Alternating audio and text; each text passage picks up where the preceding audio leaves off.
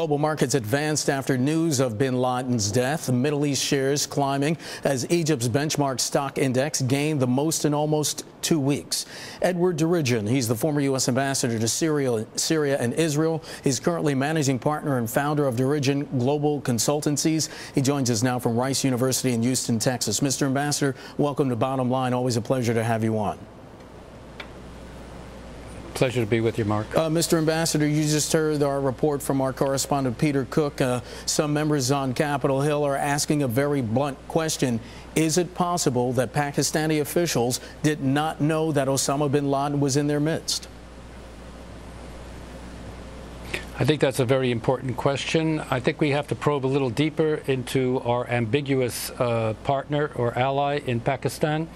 I think what we have to understand is Pakistan is always going to hedge its bets vis-a-vis the Taliban, vis-a-vis al-Qaeda, because the Pakistani military and the intelligence services, their whole basic national security orientation is vis-a-vis India. India is considered to be the major threat to Pakistan. And you know, they fought 3 wars. They're both over Kashmir. They're both nuclear weapon states. And there are groups such in Pakistan, including and particularly Lashkar-e-Taiba, the LET, that has aided and abetted al-Qaeda. Right. And the Pakistani intelligence has used the LET in Kashmir. So this relationship is always going to be, in my words, a bit ambiguous because LET may very well have known where bin Laden was. Mr. Ambassador, then, how does this then change the relationship between Washington and Islamabad? Well, the relationship, both sides have a vested interest in maintaining the relationship, but it's a very difficult one. It's a very complex one.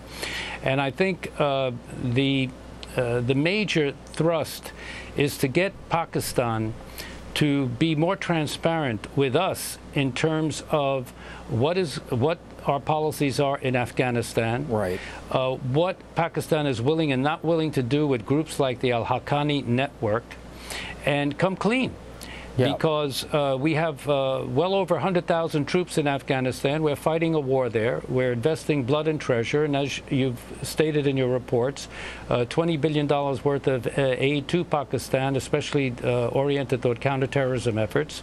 So therefore, I think we need to get a little tougher with the Pakistanis in our bilateral dialogue and really come to...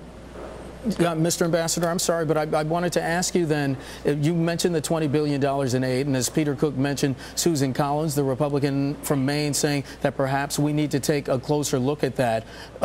Should the time come right now when members of Congress say that unless they get some tangible answers from Pakistan, that maybe that aid won't be forthcoming? I think the President and the Obama administration can use the criticism coming from the Hill to toughen our bilateral dialogue with Pakistan and demonstrate that you know, we have to have more clarity from Pakistan on what it's willing to do and what it's not willing to do. Mr. Ambassador, how does the death of Osama bin Laden change the geopolitical structure in the Middle East? Well, that's a very tough question, but I think basically there are 2 major trends that are occurring. One, of course, is the Arab awakening, the popular revolutions and uprisings in the Arab world, which are changing the whole political landscape of the Arab world as we've known it.